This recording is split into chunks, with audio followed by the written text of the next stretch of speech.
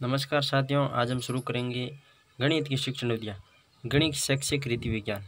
शिक्षण विधियों के प्रकार: शिक्षक केंद्रित विधियाँ या प्रभुत्ववादी विधियाँ। इसमें शिक्षक मुख्य होता है, विद्यार्थी गौण होता है। इसमें विद्यार्थी निष्क्रिय श्रोता है, शिक्षक सक्रिय रहता है। इसमें विद्यार्थी को ज्ञानात्मक स्तर का ज्ञान भी दिया जाता है। प्रमुख शिक्षक केंद्रित विधियाँ या प्रभुत्ववादी विधियाँ: व्याख्यान विधि उच्च कक्षाओं में सबसे अधिक प्रचलित प्राचीन शिक्षण विधि।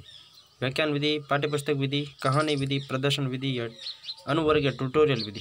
व्याख्यान विधि, पाठ्यपुस्तक विधि, कहानी विधि, प्रदर्शन विधि या ट्यूटोरियल विधि। प्रदर्शन छोटी कक्षाओं के लिए। अनुवर्ग या ट्यूटोरियल क्या है?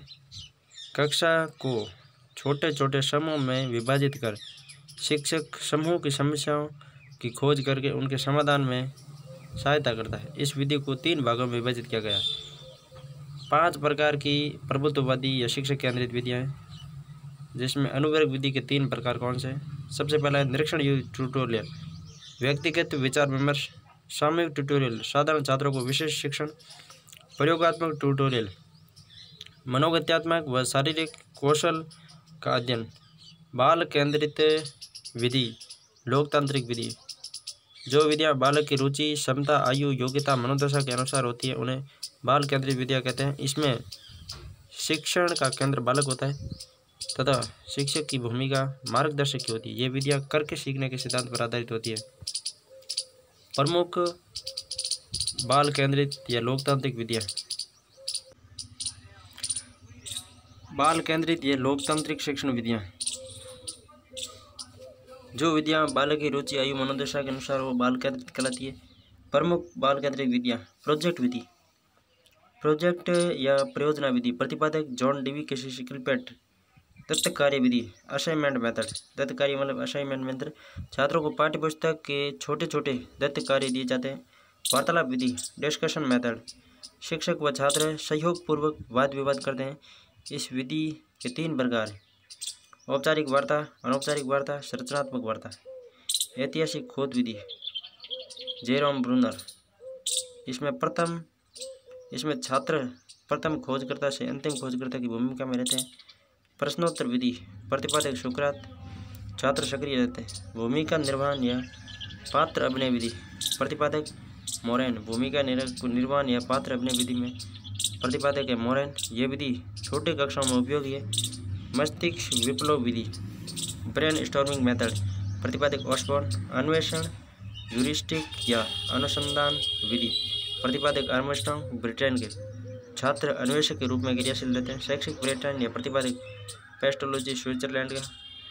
दल शिक्षण, स्वामित्व अधिगम आयु, प्रतिपादक बीएस ब्लूम। गृह कार्य आयु, ज्ञानात्मक पक्ष के उद्देश्यों को प्राप्त करने की विधि है। सामूहिक वाद विवाद विधि, बालक क्रियाशील, शिक्षक, निरीक्षक व निर्देशक कार्य करता है। सूक्ष्म शिक्षण, प्रतिपादक एलन एचिसन और रॉबर्ट बुर्श। सूक्ष्म शिक्षण के प्रतिपादक है एलन एचिसन और रॉबर्ट बुर्श। प्रोजेक्ट विधि, दत्तक कार्य विधि, वार्तालाप विधि, ऐतिहासिक खोज विधि, प्रश्नोत्तर विधि, भूमिका निर्वाह, पात्र अभिनय विधि, मस्तिष्क विप्लव विधि, अन्वेषण विधि, शैक्षिक पर्यटन, दल शिक्षण, स्वामित्व अधिगम, गृह कार्य आयु, सामूहिक वाद विवाद। सूक्ष्म शिक्षण, एलन एचिसन और रॉबर्ट बुर्श। गणित की शिक्षण विधियाँ, जिसमें ह्यूरिस्टिक खोज विधि, करने द्वारा अधिगम के सिद्धांत पर आधारित है। आगमन विधि, विशिष्ट स्थितियों से व्यापीकरण, सामान्यीकरण की ओर जाने की प्रक्रिया। आगमन विधि के चरण है: विशिष्ट उदाहरणों का प्रस्तुतिकरण, उदाहरणों का प्रशिक्षण, प्रेक्षण, व्यापीकरण, सत्यापन। छोटी कक्षाओं के लिए विशेष रूप से उपयोगी। विश्लेषण विधि, विशेषतः ज्यामिति में अधिक उपयोगी विधि। समस्या के विभिन्न पक्षों का विच्छेदन किया जाता है। संश्लेषण विधि, ज्ञात से अज्ञात की ओर अग्रसर व अनुमान के आधार पर निष्कर्ष पर पहुंचना।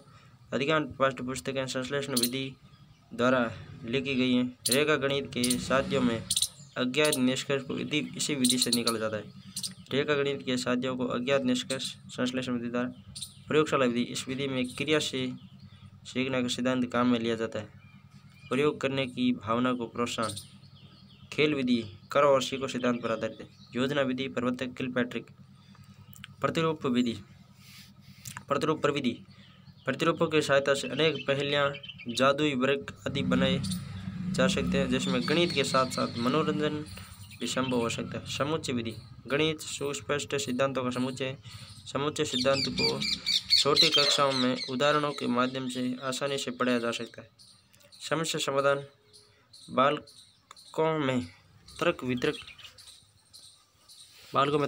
लेकर किसी समस्या को सुलझाने की क्षमता का विकास करना। इस विधि को प्रयोग में करने वाले विद्वान हर्बर्ट डीवी टॉलबैन आइंस्टीन। समस्या समाधान में हर्बर्ट डीवी टॉलबैन आइंस्टीन। गणित शिक्षण के उपागम व्यवहारवादी उपागम। इस उपागम के अनुसार व्यक्ति प्रत्येक व्यवहार बाह्य उद्दीपक का परिणाम होता है। बच्चों के अधिगम के निर्धारण में बाह्य शर्त पुरस्कार दंड के प्रभाव पर जोर दिया जाता है। व्यवहारवादी शिक्षण का निगमन विधि का समर्थन करते हैं। समर्थक वाटसन और स्किनर। व्यवहारवादी कौन है? वाटसन और स्किनर। रचनावादी उपागम। इस उपागम के अनुसार अधिगम आंतरिक संज्ञानात्मक गतिविधि के रूप में होता है, जिसमें बच्चा अपने कक्ष अनुभवों से ज्ञान का सृजन करता है। रचनावादी शिक्षण का आगमन विधि का समर्थन। रचनावादी आगमन विधि का व्यवहारवादी निगमन विधि। व्यवहारवादी निगमन विधि, रचनावादी आगमन विधि। रचनावादी में कौन आते हैं? प्याजे, वाइगोस्की, जे.एस. ब्रुनर। आगमन विधि उपागम की प्रक्रिया अर्थात विशिष्ट तथ्यों से सामान्य सिद्धांतों के तर्क पर आधारित है। इसमें विशिष्ट से सामान्य, मूर्त से अमूर्त की ओर। आगमन उपागम विद्यार्थी केंद्रित उपागम है। बच्चों को स्वयं सूत्र निर्माण हेतु प्रेरित किया जाता है। ये उपागम मनोवैज्ञानिक प्रकृति का है। निगमन विधि निगमन उपागम निगमन पर आधारित है। ये सामान्य नियम से विशिष्ट सूत्र से उदाहरण सामान्य से विशिष्ट सूत्र से उदाहरण अज्ञात से ज्ञात, अमूर्त से मूर्त की ओर अग्रसर है। उपागम शिक्षक केंद्रित उपागम। विश्लेषण उपागम स्पष्ट समझ हेतु एक जटिल प्रकरण को छोटे भागों में तोड़ने की प्रक्रिया विश्लेषण कहलाती है। एक समस्या को छोटी आसान समस्याओं में विश्लेषित किया जाता है। ये उपागम अज्ञात से ज्ञात की ओर अग्रसर होता है। ये विद्यार्थियों की स्वयं खोज करने में सहायक है। ये रुचि के सिद्धांत पर आधारित है। एक मनोवैज्ञानिक उपागम है। संश्लेषण उपागम संश्लेषण दो या अधिक इकाइयों का मिलान है जो साथ मिलकर कुछ नया बनाते हैं। इस उपागम में हम ज्ञात से अज्ञात तथा परिकल्पना से निष्कर्ष की ओर अग्रसर होते हैं। समस्या समाधान उपागम समस्या समाधान उपागम एक शिक्षार्थी केंद्रित उपागम है, जिसमें शिक्षार्थी को अधिगम प्रक्रिया में सक्रिय भागीदार होना चाहिए। इस उपागम में शिक्षक द्वारा एक समस्या प्रस्तुत की जाती है। समस्या के चयन के पश्चात शिक्षार्थी स्वयं अध्ययन, प्रयोग एवं चर्चा द्वारा कुछ व्यवस्थित चरणों के माध्यम से समस्या के समाधान का अवसर प्राप्त करते हैं। गणित शिक्षण की सहायक सामग्री का जनक फ्रोबेल है। कोठारी आयोग 64 से 66 भारतवर्ष की कक्षा में शिक्षक सहायक सामग्री का प्रयोग अनिवार्य रूप से होना चाहिए। जे वेबर दृश्य साधनों का परीक्षण किया। वेबर ने दृश्य साधनों का और पेस्टोलॉजी शिक्षण में पदार्थों के प्रत्यक्ष अनुभव। पेस्टोलॉजी प्रत्यक्ष क्योंकि पर्यावरण अध्ययन से संबंधित है। जे वेबर ने दृश्य साधनों का परीक्षण किया। जे वेबर हमारी लगभग 40% सामान्य विचारधारा दृश्य, 25% सर्वे, 17% स्पर्श। 40% सामान्य विचारधारा दृश्य से, 40% दृश्य, 25% सर्वे और 17% स्पर्श। प्रयोगशाला गणित प्रयोगशाला के प्रमुख उपकरण। गणित प्रयोगशाला के कौन कौन उपकरण देख लेते हैं। ज्यामिति उपकरण, अबेकस, गत्ते, drawing board, pin, planner board, विभिन्न त्रिज्याओं की लकड़ी की आकृति, वर्ग, घन, विभिन्न प्रकार के सिक्के, calculator, games boards, slide rule. ज्यामिति उपकरण, स्लाइड रूल, धर्मों को मापने के बर्तन, ग्राफ पेपर, समरूप सममिति व सर्वांग आकृतियाँ, विभिन्न प्रकार की तुलना बाट, कैलेंडर, ओसिलोग्राफ, सेक्सटेंट, टैप, रसा रसी, लघुगणक सारणी, विभिन्न मापों व आकार के डिब्बों, विभिन्न प्रकार की घड़ियाँ, एप्सोमीटर और क्लिनोमीटर व विभिन्न प्रकार के चार्ट व मॉडल। गणित पाठ्यचर्या रूपरेखा, निर्माण के सिद्धांत। गणित शिक्षा शास्त्र एनसीईआरटी के अनुसार पाठ्यचर्या बाल केंद्रित होनी चाहिए। बच्चों को शारीरिक, बौद्धिक, भावनात्मक, सामाजिक आवश्यकताओं को पूर्ण करने वाली पाठ्यचर्या गतिशील होनी चाहिए। उदाहरण, वर्तमान तथा भविष्य की आवश्यकताओं के अनुकूल होने चाहिए। पाठ्यचर्या दैनिक जीवन से संबंधित होनी चाहिए। पाठ्यचर्या तार्किक या न्यायसंगत होनी चाहिए। पाठ्यचर्या तर्कशक्ति और प्रारंभिक चिंतन की भावना जागृत करने वाली होनी चाहिए। पाठ्यचर्या को अधिगम के लिए जीवन के स्थान पर जीवन के लिए अधिगम पर बल देना चाहिए। अधिगम आवश्यकता पर आधारित होना चाहिए। हमारी पाठ्यचर्या को हमारी संस्कृति विरासत को सुरक्षित और प्रगमित संचारित करने में सहायक होना चाहिए। पाठ्यचर्या लचीली होनी चाहिए। क्रियाकलाप ग्रामीण, शहरी तथा विभिन्न सामाजिक आर्थिक क्षेत्र के बच्चों के अनुरूप होना चाहिए। पाठ्यचर्या पूर्ण रूप से एकीकृत होनी चाहिए, अन्य विषयों के साथ सुसंगत। प्रेरणा का सिद्धांत, विषय वस्तु रोचक, उत्साहवर्धक और चुनौतीपूर्ण। मानव स्वभाव है प्रशंसा से खुश और आलोचना से मायूस। मानव स्वभाव है प्रशंसा से खुश और आलोचना से मायूस। प्रशंसा पाकर आपने और अच्छा प्रदर्शन या मेहनत करने की ठगी होगी और उसमें सफल भी हुए होंगे। ये प्रशंसा शाबाशी क्या है, इसे मनोवैज्ञानिक भाषा में प्रेरणा कहते हैं। केली महोदय का विचार था कि शिक्षण में अभिप्रेरणा किसी न किसी रूप में अवश्य उपस्थित रहनी चाहिए।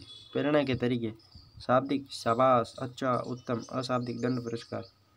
वास्तव में प्रेरणा वह प्रक्रिया है जो समस्त प्रकार के अधिगम शिक्षण को प्रारंभ करती है, जारी रखती है और पूरा होने तक चलती है। कठिनाई के स्तर या सिद्धांत: विषय वस्तु को कठिनाई के बढ़ते हुए क्रम में प्रस्तुत करना चाहिए। सामान्य से विशिष्ट की ओर, कठिनाई के बढ़ते क्रम, ठीक है। तार्किक और मनोवैज्ञानिक क्रमों का सिद्धांत: विषयों का अनुक्रमण विकास ऐसा होना चाहिए जो उस विशेष आयु स्तर के विद्यार्थियों के लिए सबसे अधिक उचित या उपयुक्त हो। ऊर्ध्वाधर सहसंबंध का सिद्धांत: किसी विशेष कक्ष के लिए विषय वस्तु का संगठन पिछली कक्षाओं में पढ़ाए गए विषयों की सततता बनाए रखते हुए होना चाहिए। क्रियाकलाप का सिद्धांत: क्रियाकलाप का सिद्धांत करने से अधिगम अधिक अर्थपूर्ण और स्थायी बनता है। क्रियाशीलता का सिद्धांत: इसका अर्थ करके सीखना या बाल मनोविज्ञान आधारभूत सिद्धांत है। इसमें सीखने वाले का पूरी अधिगम प्रक्रिया में सक्रिय रहना परम आवश्यक।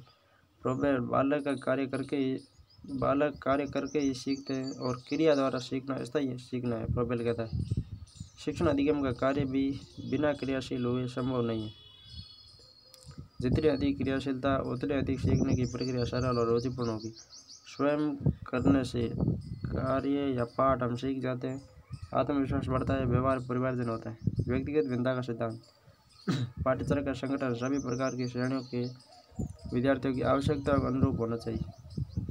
रुचि का सिद्धांत: जिस कार्य में हमारा मन लगे यानी उसमें हमारी रुचि है। रुचि के सिद्धांत का भी सार यही है कि शिक्षण कार्य ऐसा हो कि सीखने वाला उसे तन्मय होकर सीखे। शिक्षक शिक्षण सामग्री को इस तरीके से प्रस्तुत करे कि कक्षागत अनुशासन बना रहे और अधिगमकर्ता सीखने के प्रति सक्रिय रहे।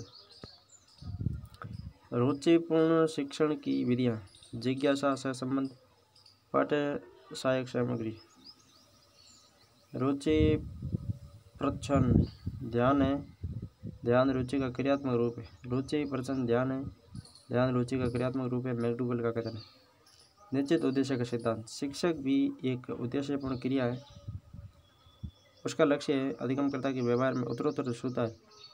जब हम शिक्षण करते हैं तो प्रत्येक पाठ का कोई न कोई लक्ष्य होता है और उसी दिशा में शिक्षण कार्य किया जाए तो शिक्षण प्रभावी होता है। पुनरावृत्ति बिंदु: करके सीखना क्रियाशीलता का मुख्य आधार है। प्रोजेक्ट डॉल्टन बेसिक शिक्षा पद्धतियाँ क्रियाशीलता के सिद्धांत पर आधारित है। प्रोजेक्ट डॉल्टन और बेसिक शिक्षा विधियाँ क्रियाशीलता पर आधारित है। शिक्षण में प्रेरक तत्वों को शामिल करने प्रेरणा का सिद्धांत क्या था? शिक्षण में प्रेरक तत्वों को शामिल करना प्रेरणा का सिद्धांत से संबंधित है। पाठ्यवस्तु में एकाग्रता रुचि के सिद्धांत पर आधारित है।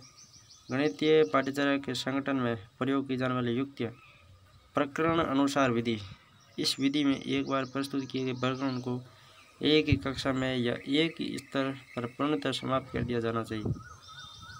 सकेंद्रीय विधि: इस विधि में प्रत्येक विषय को छोटे छोटे उपविषयों या इकाइयों में विभाजित किया जाता है। इन छोटी इकाइयों को इस प्रकार चुना जाता है कि इन्हें कठिनाई और तार्किक दोनों क्रमों का पालन करते हुए आरोही क्रम में व्यवस्थित किया जा सके। सर्पिल विधि।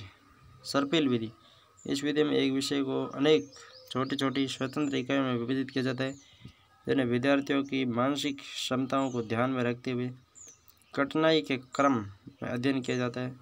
सर्पिल विधि। स्पाइरल विधि। एक विषय का कठिनाई के क्रमानुसार अनेक कक्षाओं या स्तरों का अध्ययन। एक विषय को पहले में पढ़ाया पर दूसरी में तीसरी में डॉट। सर्पिल विधि में एक विषय को क्रमानुसार अनेक कक्षाओं या स्तरों का अध्ययन किया जाता है।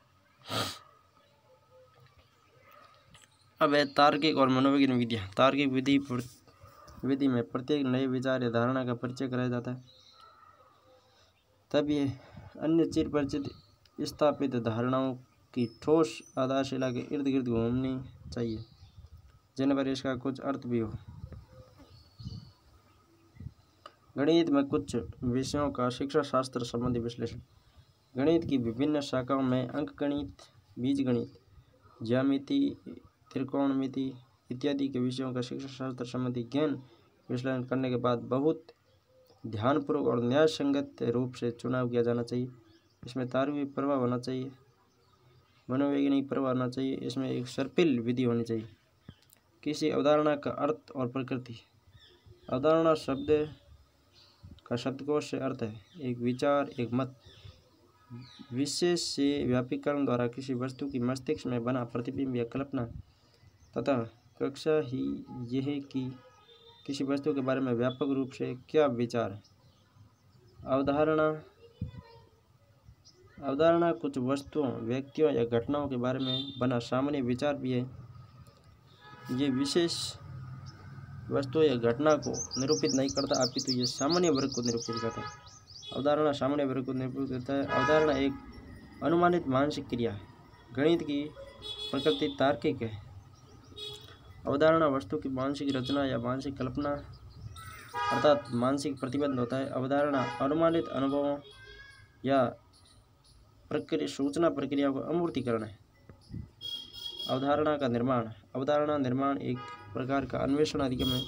इसमें महत्वपूर्ण मनोवैज्ञानिक प्रक्रिया जैसे कि विभेदकारी या विभेदात्मक, विश्लेषणात्मक, अमूर्तीकरण, परिकल्पनाएं जनित करना तथा उनकी जांच और व्यापीकरण संबंध होता है। गणित की महत्ता। गणित सौंदर्य बोध। एक महान गणितज्ञ और दार्शनिक बर्ट्रांड रसेल ने गणित की सुंदरता की व्याख्या की है। यह ठीक ही समझा जाता है कि गणित में न केवल सत्यता है अपितु चरम सुंदरता भी है।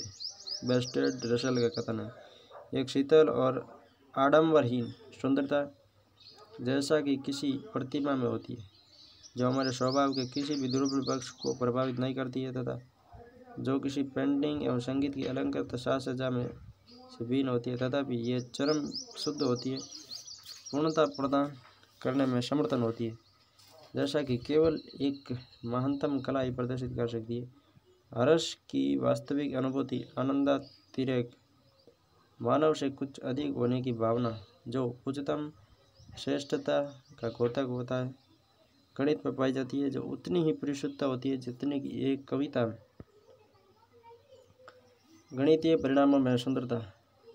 गणितज्ञ G.H. हार्डी, जिनको विश्व के सम्मुख रामानुजन की पहचान कराने का श्रेय जाता है।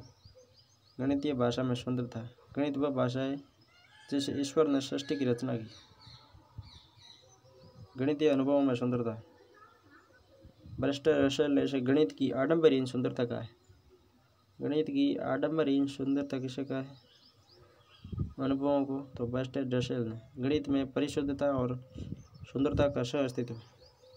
हार्डी ने अपनी पुस्तक मैथमेटिशियन एपोलॉजी पुस्तक स्थिति हार्डी की यह प्रदर्शित किया कि यद्यपि गणित परिशुद्ध होती है, ये सुंदरता के प्रति अंतरंग रूप से समर्पित है।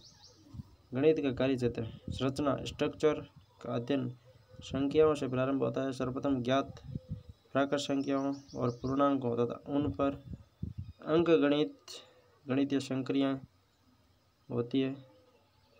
प्रारंभिक बीज गणित का जन्म हुआ।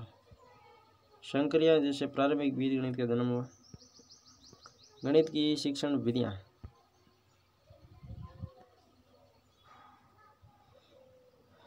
गणित विषय की शिक्षण विधियां। शिक्षार्थी अन्वेषण, खोजना, अन्वेषण का अर्थ है ढूंढना या निकटता से देखना। इस प्रकार शिक्षार्थियों को खोजने का अर्थ है कि व्यापक रूप से अधिगम और विशेष रूप से गणित के अधिगम के लिए शिक्षार्थियों की तैयारी के पदों की उनकी जांच एवं सूक्ष्म परीक्षण करना। प्रतिपादक स्ट्रांग, शिक्षा प्रदान करने से पहले नई विषय वस्तु के अधिगम के लिए आवश्यक पूर्व अपेक्षित ज्ञान एवं कौशलों, व्यापक बौद्धिक सामर्थ्य, विशिष्ट गणितीय अभिरुचि तथा प्रेरणा की डिग्री के पदों में शिक्षार्थियों का मूल्यांकन करना। शिक्षार्थियों को खोजने से एक शिक्षक को एक ठोस शिक्षा शास्त्र संबंधी आधारशिला विकसित करने तथा अपनी शिक्षण युक्तियों की इस प्रकार योजना बनाने में सहायता मिलती है। खोजने की प्रक्रिया के महत्वपूर्ण पहलुओं में सुनने, खोजने, प्रश्न पूछने तथा बच्चों के समूह के सदस्यों में परस्पर वार्तालाप करने की कौशल सम्मिलित है।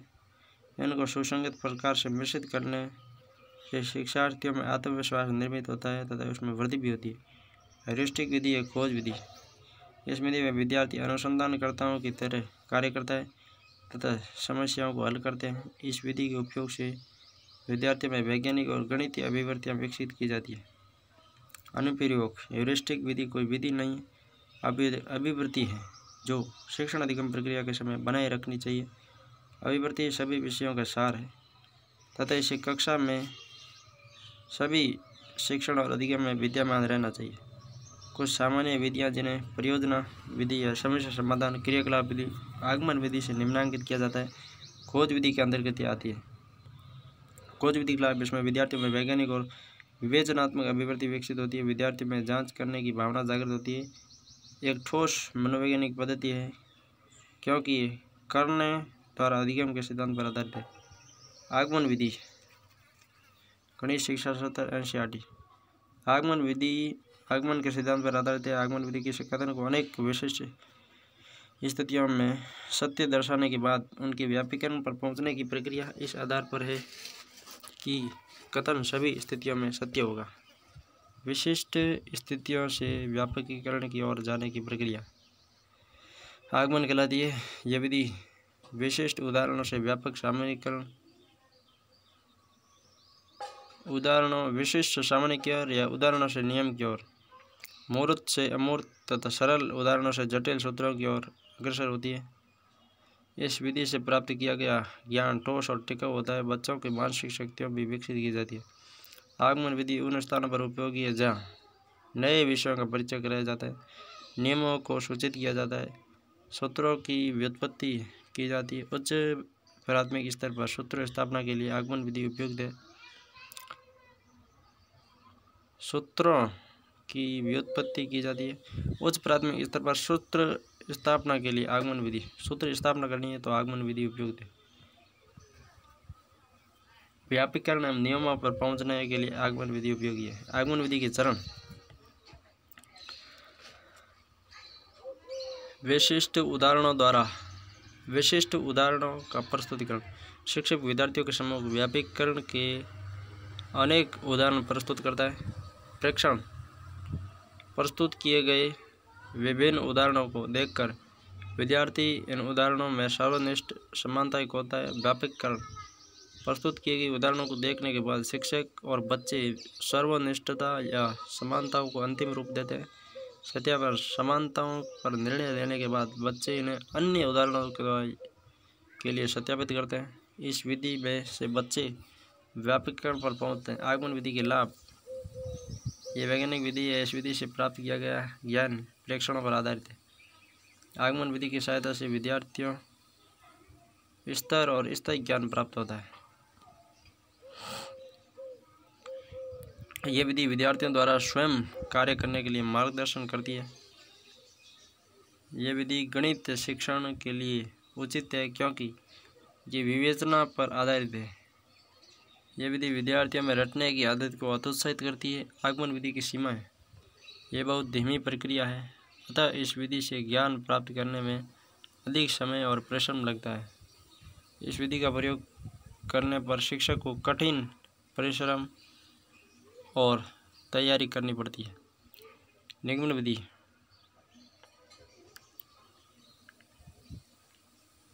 निगमन विधि क्या है? यह विधि आगमन विधि के ठीक विपरीत है। निगमन विधि आगमन विधि की पूरक है।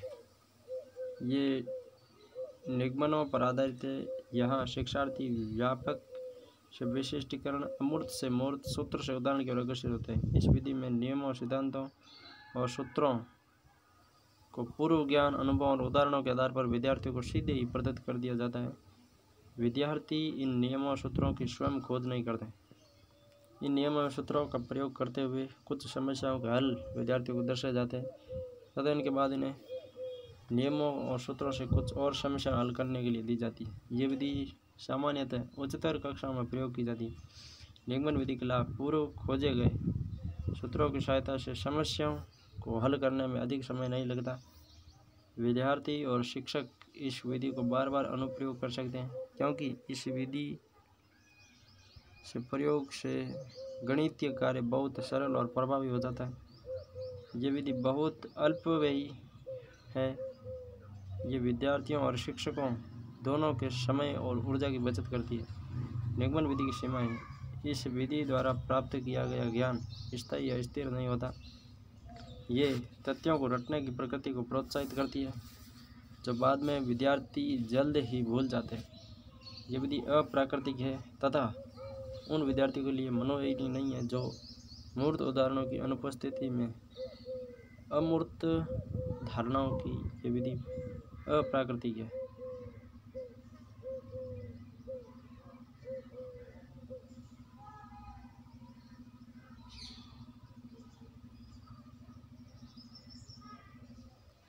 उन विद्यार्थियों के लिए मनोवैज्ञानिक नहीं है जो मूर्त उदाहरणों की अनुपस्थिति में अमूर्त धारणाओं की सराहना करने की क्षमता विकसित नहीं कर पाते। ये शिक्षार्थियों में प्रेरणा और रुचि विकसित करने में असफल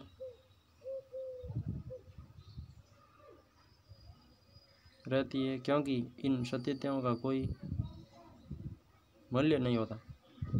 ये विद्यार्थियों में आत्मविश्वास तथा स्वयं कार्य करने की इच्छा विकसित करने में असफल रहती है। आगमन निगमन विधियों का संयोजन। आगमन निगमन एक दूसरे की पूरक विधियाँ हैं, इसलिए प्रारंभ में नियमों और सूत्रों पर उदाहरणों की सहायता से आगमन विधि का प्रयोग करते हुए पहुंचना चाहिए। उसके बाद नियमों और सूत्रों की व्युत्पत्ति निगमन विधि की सहायता से की जाती है। अतः आगमन विधि आगे चलती है, निगमन विधि पीछे चलती है। अ से आगमन, अ से आगे, निगमन पीछे। समस्या समाधान विधि।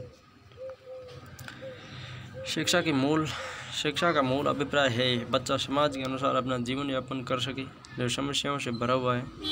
हम बच्चों को यह शिक्षण दें कि वे कैसे सोचें और प्रतिक्रिया दें, ताकि वे इसका विभिन्न प्रकार की अनेक समस्यात्मक स्थितियों में अनुप्रयोग करने में समर्थ हो सके।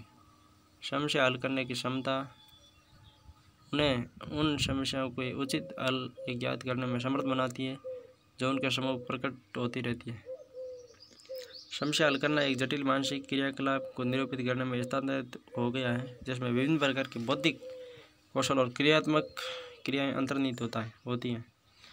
इसमें उच्च कोटि के चिंतन कौशल सम्मिलित होते हैं, जैसे मानसिक चित्रण, साहचर्य, अमूर्तीकरण, समझ, हस्तक्षेप क्रियाएं, विवेचन, विश्लेषण, संश्लेषण और व्यापकीकरण, जिनमें से प्रत्येक को प्रबंधित और समन्वित किया जाता है। समस्या हल करना एक शिक्षणात्मक विधि या तकनीकी है जहाँ शिक्षक शिक्षार्थी किसी शैक्षिक रूप से सार्थक कठिनाई के कुछ स्पष्टीकरण या किसी हल पर एक विवेकपूर्ण, योजनाबद्ध तथा उद्देश्यपूर्ण प्रयास द्वारा पहुंचने का प्रयास करते हैं। ये एक व्यक्तिगत अथवा एक छोटे समूह का क्रियाकलाप है, परंतु यह सबसे अधिक प्रभावी तब होगा जब इसे सहयोगपूर्वक किया जाए। इसमें चर्चा के लिए स्वतंत्र अवसर हो, समस्या हल करने के माध्यम से अधिगम ज्ञात विचारों से अज्ञात विचारों तक, पुराने विचारों से नए विचारों तक, सरल से जटिल तक की एक श्रेणी है। समस्या समाधान विधि के चरण। समस्या को स्वीकारना या पहचानना। सर्वप्रथम हम समस्या की उपस्थिति को स्वीकार करते हैं, अतः फिर उस समस्या की पहचान करते हैं। इसके समाधान की खोज समस्या के कारण से संबंधित होनी चाहिए, उसके प्रभाव से नहीं। समस्या का विश्लेषण। समस्या को प्रस्तुत करने के बाद इसके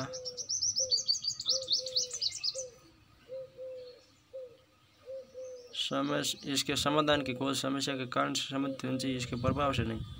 समस्या का विश्लेषण। समस्या को प्रस्तुत करने के बाद इसका प्रश्न पूछने की विधि द्वारा विश्लेषण किया जाना चाहिए तथा विद्यार्थियों की सहायता से ये स्पष्ट किया जाना चाहिए कि तथ्यों में क्या संबंध है।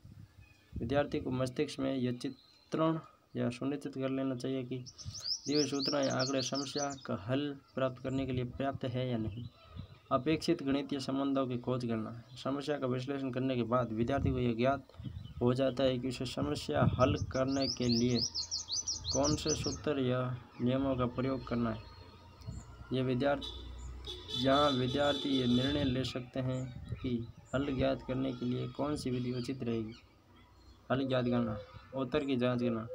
उत्तर ज्ञात करने के बाद परिणाम के परिकलन में हुई किसी गलती यदि कोई है तो सुधारने के लिए जांच अवश्य की जाती है। विद्यार्थी में परिणामों की जांच करने की आदत विकसित होनी चाहिए। यह सबसे इम्पोर्टेंट है। विद्यार्थियों में परिणामों की जांच करने की आदत विकसित होनी चाहिए, जैसे कि मेरे खुद का भी मेरे द्वारा मूल्यांकन होना चाहिए। मेरे परिणामों की मेरे खुद को जांच करनी चाहिए। यह चरण परिणाम को इस भौतिक स्थिति से संबंधित करता है जिसे वह प्राप्त हुआ है। यह चरण विद्यार्थी को यह अवसर प्रदान करता है कि वह स्वयं अपनी सोच की जांच करे तथा उत्तर के ठीक होने की जांच करें। समस्या समाधान विधि। यह विधि प्रकृति से वैज्ञानिक है। यह अध्ययन की अच्छी आदतों तथा विवेचन, योजना बनाने, स्वतंत्र रूप से कार्य करने की आदतों को विकसित करने में सहायता करती है। बच्चों के चिंतन या उसकी सोच को प्रेरित करती है। यह विधि साथ साथ कार्य करते हुए सामूहिक भावना विकसित करने में सहायता करती है, किसी मत का सत्यापन करने में सहायता करती है तथा उत्सुकता को स्पष्ट करती है। यह विधि करके सीखने के सिद्धांत पर आधारित है। समस्या समाधान विधि की सीमाएं।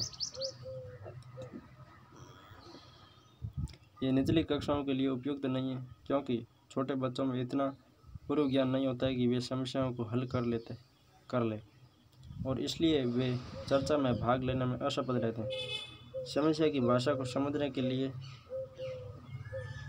वे इनकी शब्दावली इतनी विकसित नहीं हो सकती। इस विधि के अनुसार पाठ्यपुस्तकों को उपलब्ध नहीं है। विद्यार्थियों रुचि और प्रेरणा की कमी इस विधि में प्रभावशीलता को कम करती है। विश्लेषण विधि, एनालिटिक मेथड।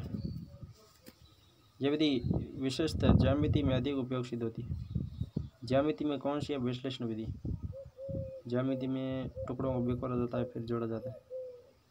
गणित की समस्या को विश्लेषण में हम इस विधि का उपयोग करते हैं, किंतु ज्यामिति में साध्यों, थ्योरम्स के अध्यापन में इसका विशेष महत्व है। इस विधि की सहायता से किसी भी समस्या के जटिल पक्ष का विश्लेषण कर यह ज्ञात किया जाता है कि किस प्रकार हल प्राप्त किया जा सकता है तथा इसके लिए कौन सी दशाएं आवश्यक है। समस्या के विभिन्न पक्षों का विच्छेदन करने कोई विश्लेषण की संख्या दी जाती है। इस विधि में जटिल समस्याओं को अनेक साधारण समस्याओं में विभाजित किया जाता है। इस विधि के अनुसार हम ज्ञात से अज्ञात से ज्ञात की ओर, कौन सी विश्लेषण विधि में हम अज्ञात से ज्ञात की ओर, ये सवाल आया भाई याद कर लेना। निष्कर्ष से दिए हुए तथ्यों की ओर अग्रसर करते हैं। यदि हमें ज्ञात है कि अ सत्य है और सिद्ध करना है कि ब भी सत्य है, तो विश्लेषणात्मक विधि के अनुसार हम कहेंगे कि ब तब सत्य हो सकता है जब असत्य हो तथा अ एवं ब परस्पर बराबर हो। इस विधि से छात्रों में अन्वेषण करने की क्षमता का विकास होता है तथा आत्मनिर्भरता की भावना को बल मिलता है। वे प्रश्न जिन्हें विश्लेषण विधि से अच्छी तरह से पढ़ा जा सकता है। इस प्रकार A/B बराबर C/D। तो सिद्ध करो AC प्लस 2B² अनुपात BC बराबर C² प्लस 2BD अनुपात DC। सिद्ध करो कि किसी त्रिभुज के तीनों कोणों का योग दो समकोण के बराबर है। सिद्ध करो कि समांतर चतुर्भुज के सम्मुख कोण बराबर है। ये सभी किस विधि के? विश्लेषण विधि के। किसी बाहरी बिंदु से किसी दी हुई भुजाओं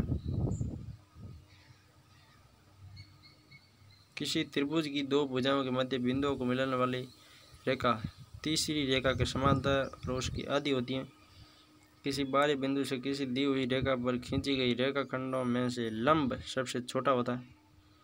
विश्लेषणात्मक विधि यह प्रदर्शित करती है कि साध्य में रचना का कोई पद या उपपत्ति में कोई तर्क क्यों आवश्यक है।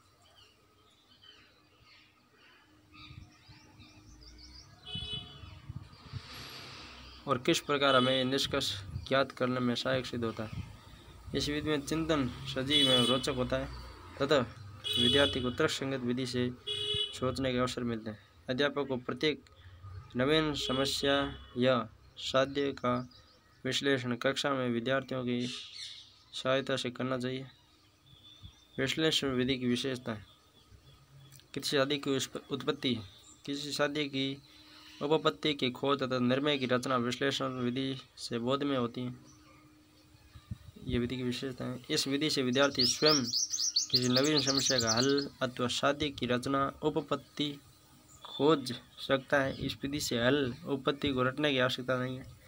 इस विधि द्वारा बालकों में तर्क शक्ति, विचार शक्ति और निर्णय शक्ति का विकास होता है तथा समस्याओं का विश्लेषण करने की क्षमता में वृद्धि होती है।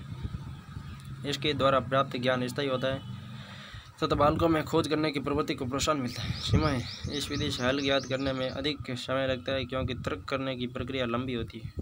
यह विधि छोटे बालकों के लिए अधिक उपयोगी नहीं है क्योंकि छोटी उम्र के बालकों में उपेक्षित स्तर की तर्क शक्ति नहीं होती। संश्लेषण विधि, सिंथेटिक मेथड। यह विधि विश्लेषण विधि की विपरीत एवं पूरक है। विश्लेषण विधि यह ज्ञात की गई साध्य की उत्पत्ति या किसी समस्या के हल को संश्लेषणात्मक विधि द्वारा प्रस्तुत किया जाता है। अधिकांश पाठ्यपुस्तकें संश्लेषण विधि द्वारा लिखी गई है। इस विधि में ज्ञात से अज्ञात की ओर अग्रसर करते हैं। अनुमान के आधार पर निष्कर्ष पर पहुंचने रेखा गणित के साध्यों में इस विधि द्वारा ज्ञात तथ्यों को आधार मानकर अज्ञात निष्कर्ष को प्राप्त करते हैं। अनुमान के आधार पर साध्य में रचना कर उसे सिद्ध किया जाता है।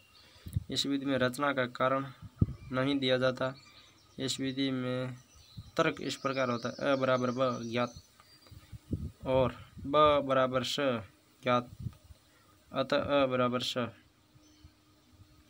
इस विधि में ज्ञात बातों की सहायता से अज्ञात तथ्यों या संबंधों का पता लगाया जाता है। इस विधि में समस्या का हल या साध्य को उत्पत्ति एवं निष्कर्ष से जो पहले ही ज्ञात होता है क्रमबद्ध रूप से प्रस्तुत किया जा सकता है, किंतु अज्ञात निष्कर्ष को ज्ञात नहीं किया जा सकता। ज्यामिति की पुस्तकों में विभिन्न साध्यों को सिद्ध करने के लिए विशेष प्रकार की रचनाओं की क्यों आवश्यकता पड़ती है, इस विधि से स्पष्ट नहीं हो पाता। चूँकि उनसे साध्यों को सिद्ध करने में सहायता मिलती है, इसलिए वे उपयुक्त मानी जाती है। विद्यार्थी को उन्हें रटना पड़ता है और एक बार भूल जाने पर तर्क द्वारा उनका पुनर्निर्माण संभव नहीं होता। संश्लेषण विधि की विशेषता है। यह विधि सरल, सूक्ष्म और क्रमबद्ध है। किसी भी गणित संबंधी हल को संगठित रूप से प्रस्तुत करने के लिए उपयोगी विधि। पाठ्यपुस्तकों में इस विधि का उपयोग इसी कारण किया जाता है। विश्लेषण विधि के पश्चात संश्लेषण विधि का उपयोग आवश्यक है। विश्लेषण के पश्चात संश्लेषण आवश्यक है। यह विधि विश्लेषणात्मक विधि की पूरक है।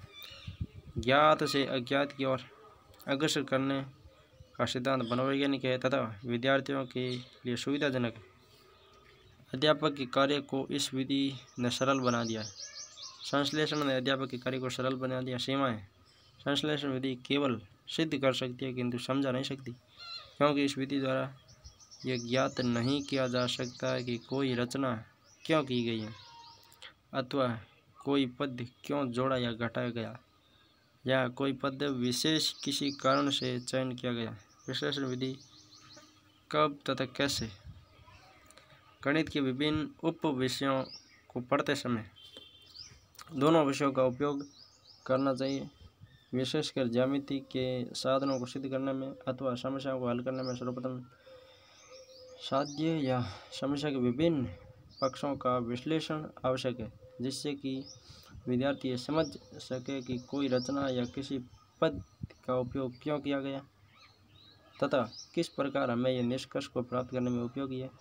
विश्लेषण के पश्चात संश्लेषण विधि द्वारा सामग्री को प्रस्तुत किया जाए। इस बात का ध्यान रखा जाए कि क्यों और कैसे प्रश्नों के उत्तर विश्लेषण विधि द्वारा बालकों को स्पष्ट हो जाए, जिससे रटने की प्रवृत्ति को प्रोत्साहन नहीं मिले।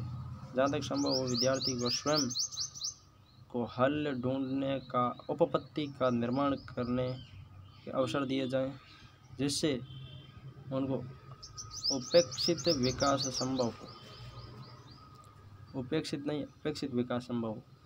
पाठ्यपुस्तक के अधिकांशतः संश्लेषण विधि पर लिखी गई है, अतः गणित के अध्यापकों से अपेक्षा की जाती है कि इस कमी को स्वयं के प्रयासों द्वारा कक्षा में दूर किया जाए। पाठ की तैयारी करते समय विश्लेषण पक्ष के बारे में विस्तार से सोचना आवश्यक है। संश्लेषण विश्लेषण विधि तुलनात्मक अध्ययन। विश्लेषण का अर्थ है किसी समस्या या साध्य को उसके विभिन्न भागों में विभाजित करना, उन वस्तुओं को अलग करना जो एक साथ है। विश्लेषण का मतलब है अलग करना। संश्लेषण का अर्थ है समस्या या साध्यान के विभिन्न भागों को एकत्रित कर लक्ष्य की ओर अग्रसर होना, वस्तुओं को एक साथ करना जो अलग है। संश्लेषण में एक साथ किया जाता है, विश्लेषण में अलग अलग किया जाता है। संश्लेषण क्या है? ज्ञात से अज्ञात या निष्कर्ष से अनुमान की ओर अग्रसर होता है। इसका अर्थ है कि अज्ञात पक्षों को ध्यान में रखकर ज्ञात तथ्यों या सिद्धांतों का निर्माण कर हल या निष्कर्ष ज्ञात किया जाता है। इस विधि में कौन सी में? संश्लेषण में ज्ञात से अज्ञात या अनुमान से निष्कर्ष की ओर होते हैं। साध्य या समस्या दी हुई बातों को आधार बनाकर अविष्ट निष्कर्ष पर पहुंच रहे हैं। विश्लेषण में खोज करने की प्रवृत्ति को प्रोत्साहन मिलता है। संश्लेषण में खोज किए हुए तथ्यों को संक्षेप में प्रस्तुत करते हैं। विश्लेषण विधि चिंतन क्रिया का महत्वपूर्ण अंग है। संश्लेषण विधि उपपत्ति या हल चिंतन क्रिया के फलस्वरूप प्राप्त होते हैं। प्रयोगशाला या लेबोरेटरी मेथड। विज्ञान की सभी शाखाओं के अध्ययन में प्रयोगशाला विधि अत्यंत लाभदायक सिद्ध है। इस विधि में बालक स्वयं गणित की प्रयोगशाला में उपलब्ध यंत्रों, उपकरणों या अन्य सामग्री की सहायता गणित के तथ्यों, नियमों, सिद्धांतों, संबंधों आदि की सत्यता की जांच करते हैं और उनका उपयोग व्यावहारिक समस्याओं के हल ज्ञात करने में करते हैं। इस विधि में क्रिया से सीखना, करके सीखना का सिद्धांत काम में लिया जाता है। गणित की प्रयोगशाला के लिए निम्न यंत्रों तथा उपकरणों की आवश्यकता पड़ती है। ज्यामितिक उपकरण, गोला, घन, वर्ग, त्रिभुज, चतुर्भुज आदि के मॉडल, तराजू, कैंची, सर्वे के औजार, थर्मामीटर, बैरोमीटर, लीवर, गोलियां, करा paper, slide rule, label, calliper, गणना करने वाली मशीन, सेक्सटेंट, घड़ी, कंप्यूटर, मापतोल के विभिन्न साधन, आयकर आदि के चार्ट, बाजार भाव, बैंकों की दरों के चार्ट, जनसंख्या के तथ्य आदि। गणित में अनेक ऐसे उप विषय हैं जिनमें विभिन्न पक्षों को प्रयोगशाला में स्वयं में विद्यार्थी उपकरणों की सहायता से समझ सकते। उदाहरण के लिए ज्यामिति में विभिन्न त्रिभुज, चार भुजाओं की आकृतियों, वृत्तों आदि की प्रायोगिक जानकारी विद्यार्थी प्रयोगशाला में माप कर सकते हैं। विभिन्न आकृतियों के क्षेत्रफलों को प्रयोगशाला में ज्ञात कर सूत्रों द्वारा निर्धारित किया जाता है। प्रयोगशाला में उपकरणों की सहायता से विद्यार्थियों को वस्तुओं, चित्रों आदि के आकार के बारे में सही ज्ञान मिलता है तथा जीवन में इसका व्यावहारिक उपयोग संभव है। दशमलव प्रणाली, मापतोल, प्रतिशत, औसत ब्याज के फलन की विधि है। समय और दूरी, समय और काम, समानुपात, बीज गणित के सूत्रों, ज्यामिति प्रायोगिक कार्य आदि को प्रयोगशाला में कार्य द्वारा विद्यार्थियों को इन उपविषयों के व्यावहारिक पक्ष का बोध कराया जा सकता है। आज के युग में लेखा चित्र का अत्यंत महत्व है तथा इसको प्रयोगशाला में अध्ययन तथा तुलना का एक उपयोगी साधन बनाया जा सकता है। प्रयोगशाला में माप तोल, चित्र खींचना, तुलना करना, अनुमान लगाना, विज्ञान के तथ्यों का गणितीय विश्लेषण करना, मॉडल बनाना, ज्यामिति के प्रमेयों के प्रायोगिक हल ढूंढना, विज्ञान की नई खोजों के गणित पक्ष को समझना, अनेक सूत्रों का विश्लेषण कर उनकी सत्यता की जांच करना आदि अनेक क्रियाकलाप है जिनको प्रयोगशाला में भले प्रकार से समझा जा सकता है।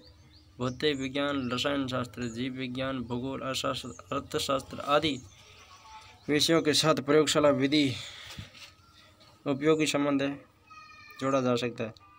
विद्यालय के स्तर पर गणित को एक व्यावहारिक विषय के रूप में इस विधि द्वारा प्रस्तुत किया जा सकता है। प्रयोगशाला विधि को सफल बनाना अध्यापक की स्वयं की क्षमता व सूझबूझ पर निर्भर करता है।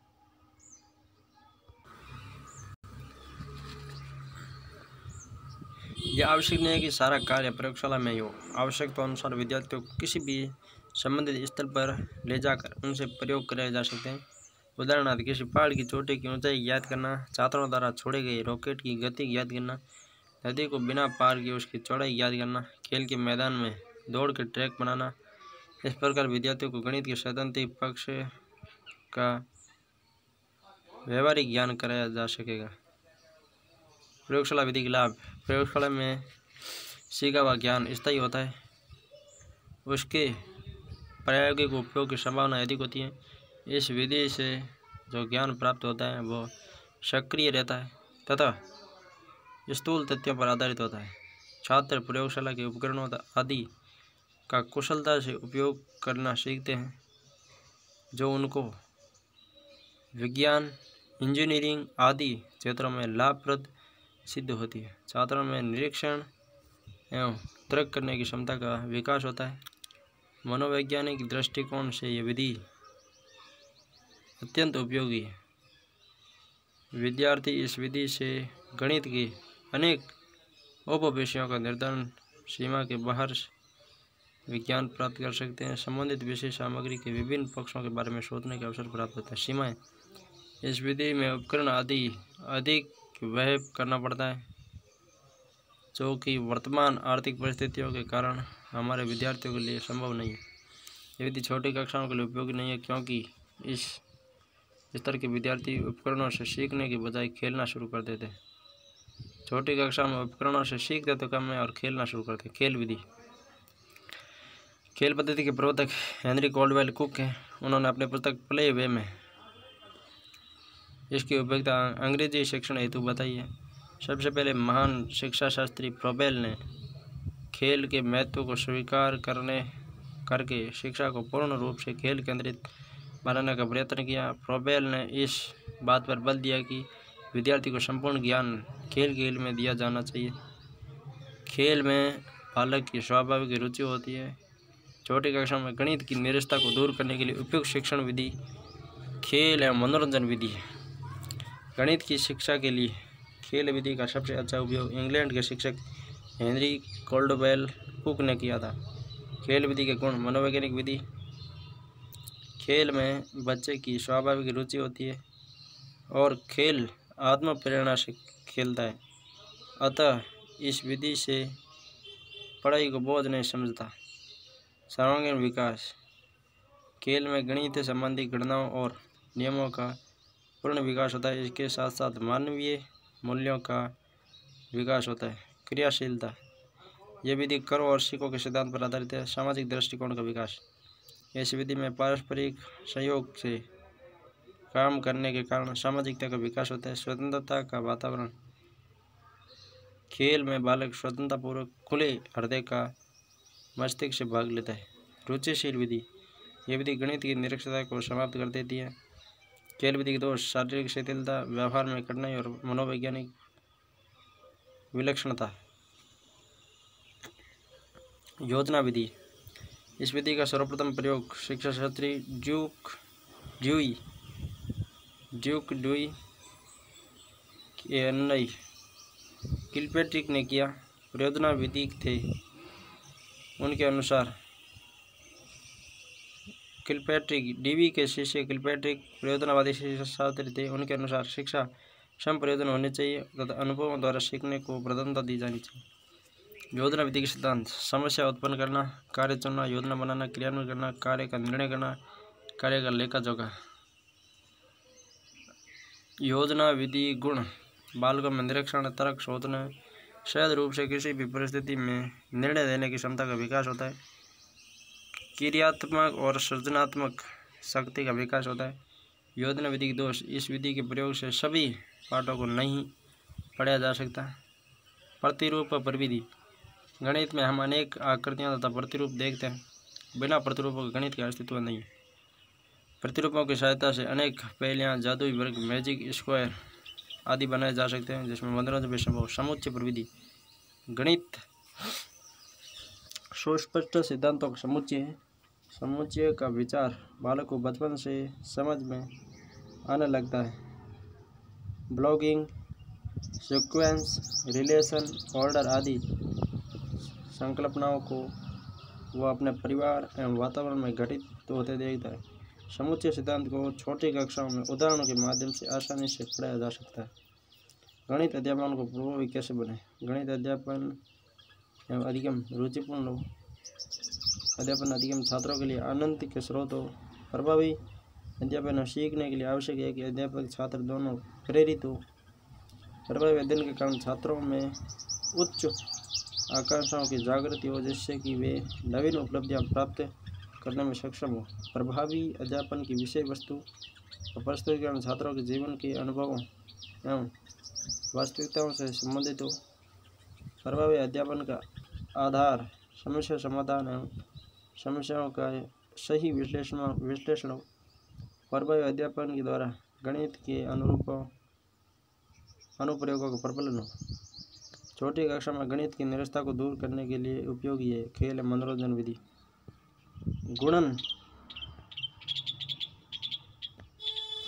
गुणन की अवधारणा का परिचय देते हुए कक्षा 2 का एक अध्यापक एक शाब्दिक समस्या से आरंभ करता है। एक परिवार में 3 सदस्य हैं। प्रत्येक सदस्य को दोपहर भोजन में 4 रोटी की आवश्यकता होती है, तो कुल कितनी रोटियां आवश्यक होगी? अवधारणा के परिचय के लिए इस प्रकार का शाब्दिक समस्याओं का क्या उद्देश्य है? वास्तविक परिस्थितियों का गणितीय समस्याओं से समायोजन करने की सामर्थ्य विकसित करना। गणित शिक्षण में उच्च प्राथमिक स्तर तक सूत्र स्थापना के लिए उपयुक्त विधि है। सूत्र की स्थापना करनी है तो आगमन आवश्यक है। आगमन विधि निम्नलिखित शिक्षण सूत्र पर आधारित है। ज्ञात से ज्ञात की ओर करके सीखना सिद्धांत को महत्व देती है। प्रयोगशाला विधि सूक्ष्म शिक्षण का विकास किया।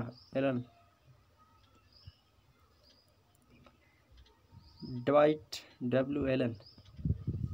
कौन सा समस्या समाधान विधि का गुण नहीं है? समय की बचत। समस्या समाधान में समय तो अधिक लगता है, बचत थोड़ी होती है, ये तो अवगुण है इसका। शिक्षार्थी केंद्रित है चाहिए। वैज्ञानिक दृष्टिकोण विकास में चाहिए। वैज्ञानिक विधि में प्रशिक्षण, सोच की वृद्धि और गणितीय संकल्पनाओं के विकास के लिए बीच एक निकट संबंधों को किसमें स्थापित किया गया? अनुसंधान। निम्न में से कौन सा पद वैज्ञानिक विधि का पद नहीं है? समस्या का परिभाषीकरण करना, समस्या का अनुभव करना, सूचनाओं को एकत्रित करना, उपकलमनाओं कोई मतलब नहीं वैज्ञानिक विधि में। विज्ञान पढ़ाने की सबसे अपरिहार्य विधि कौन सी है? प्रायोगिक विधि। निम्नलिखित में से किसे दल शिक्षण के लिए सबसे उपयुक्त तर्कधार के रूप में शामिल किया जा सकता है? ये विविध सुविज्ञता वाले विद्यार्थियों को लाभ पहुंचाता है। निम्नलिखित में से कौन सी परिस्थिति ये दर्शाती है कि बच्चे ज्ञान का निर्माण स्वयं कर रहे हैं? कक्षा का सर्वोत्तम छात्र पहाड़ों के ऊंचे सर्वोत्तम कोई मतलब नहीं। बच्चों को हस्तकोश और सामग्री, बच्चे एक साथ पहाड़ों का कविता पाठ कर रहे हैं, कोई मतलब नहीं। बच्चों को हस्तकोश और सामग्री जैसे संख्याओं की ग्रिड, आयताकार सारणियों की व्यवस्थित गीटियाँ दी जाती है और वे इसका प्रयोग कर गुणन के पैटर्न की खोज कर रहे हैं। 12 में 3। एक शिक्षिका गणित कक्षा में रोल प्ले भूमिका निर्वाह विधि का उपयोग करती है। इसका उद्देश्य है विचारों का बहिर्वेशन करना। आपकी कक्षा के कुछ विद्यार्थियों का गणित के प्रति नकारात्मक दृष्टिकोण है, आप कैसे दूर करेंगे? शिक्षण विधियों में सुधार करेंगे।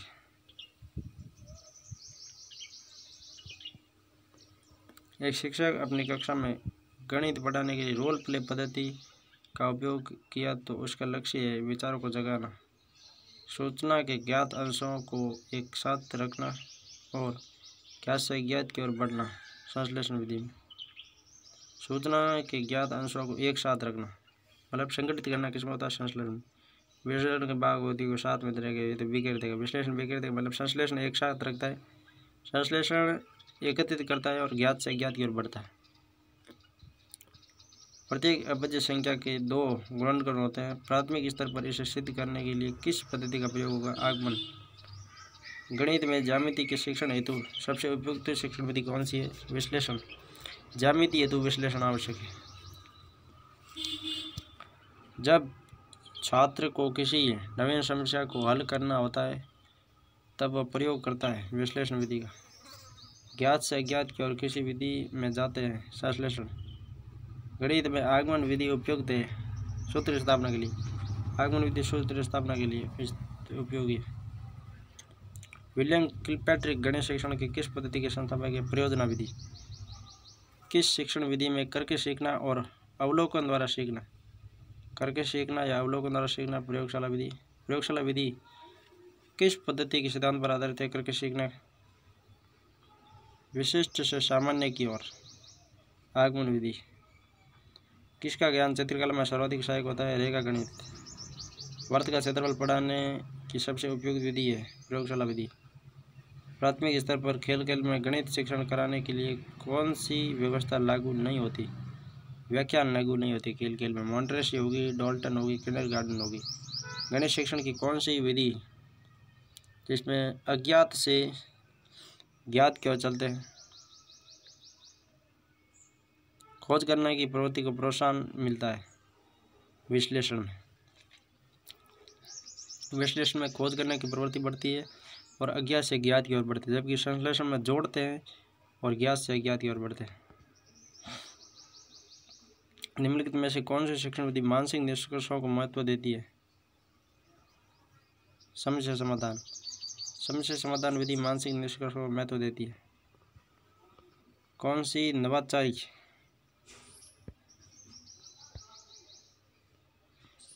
नवाचारी शिक्षण विधि में शिक्षण के उद्देश्यों के सभी घटकों का समावेश होता है? मस्तिष्क उद्वेलन या मानसिक विप्लव। कौन से शिक्षण विधि को औपचारिक कक्षा व्यवस्था में प्रयोग करना कठिन है? तो वह है प्रयोजना। प्रयोजना को औपचारिक कक्षा में प्रयोग नहीं कर सकते, प्रयोजना को प्रयोगशाला में कर सकते। विद्यालय में ज्यामिति पढ़ाने के लिए संश्लेषणात्मक विधि का प्रयोग निम्नलिखित के पश्चात होता है विश्लेषण के। माध्यमिक विद्यालय में 2 दशमलव वाली संख्याओं के गुणनफल की संकल्पना का परिचय देने के लिए निम्न में से कौन सी सर्वाधिक उपयोगी रणनीति है? प्रक्रिया का चित्रात्मक रूप में प्रदर्शन करना। गुणनफल की संकल्पनात्मक परिचय देने के लिए प्रक्रिया का चित्रात्मक रूप में प्रदर्शन करना। गणन संख्याओं का ज्ञान किस विधि द्वारा बच्चों को सिखाया जाता है? खेल विधि द्वारा। गणन संख्याओं का ज्ञान बच्चों को खेल विधि द्वारा। निरीक्षण करो और सीखो के सिद्धांत पर आधारित कौन सी है? प्रयोगशाला विधि। प्रयोगशाला विधि निरीक्षण करो और सीखो के सिद्धांत पर आधारित है। समवाय के सिद्धांत द्वारा शिक्षण किस विधि द्वारा कराया जाता है? समवाय के सिद्धांत पर प्रयोजना विधि। प्रयोजना विधि समवाय के सिद्धांत पर आधारित है। समवाय के सिद्धांत पर कौन सी? प्रयोजना विधि। समवाय के सिद्धांत द्वारा शिक्षण, यह विधि समवाय रूप से शिक्षण देने के आदर्श, इसमें समन्वय क्रिया द्वारा स्थापित किया जाता है। विषय का चुनाव बालक की आवश्यकता द्वारा किया जाता है। आगमन विधि का एक शिक्षण सूत्र है। आगमन में ज्ञात से अज्ञात की ओर, उदाहरण से नियम की ओर, स्थूल से सूक्ष्म की ओर, विशेष से सामान्य की ओर। आगमन ज्ञात से अज्ञात, उदाहरण से नियम, स्थूल से सूक्ष्म, विशेष सामान्य, प्रत्येक से प्रमाण की ओर। विश्लेषण विधि है। विश्लेषण विधि अज्ञात से ज्ञात की ओर, जबकि संश्लेषण ज्ञात से अज्ञात। संश्लेषण में ज्ञात से अज्ञात, विश्लेषण में अज्ञात से ज्ञात। संश्लेषण में ज्ञात से ज्ञात, विश्लेषण में अज्ञात से ज्ञात।